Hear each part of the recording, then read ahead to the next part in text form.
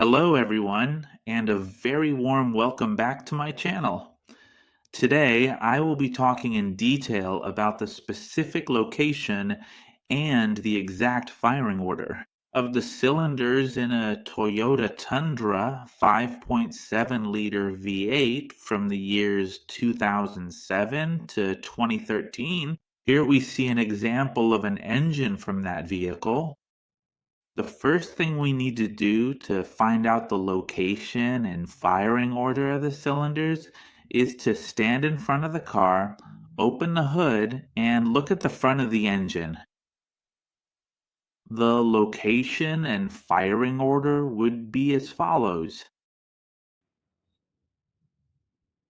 On the right side, that is, on the driver's side, as I mentioned before, standing in front of the engine, on the right side, you'll find cylinders number 2, 4, 6, and 8. And on the left side, the passenger side, you'll find cylinders number 1, 3, 5, and 7. The firing order would be as follows.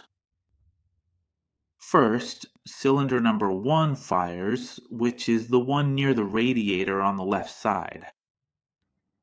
Next, cylinder number 8 fires, which is closer to the windshield on the right side.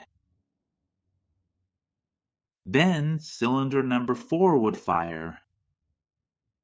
Next, cylinder number 3 would fire.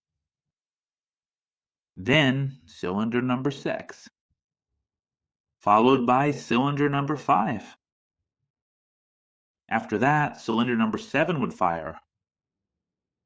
This one is also close to the windshield, but on the left side, and finally, cylinder number 2 would fire, which is closer to the radiator on the right side. Well, folks, I have nothing more to say.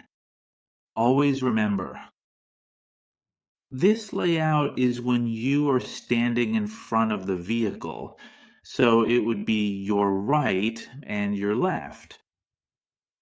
See you soon.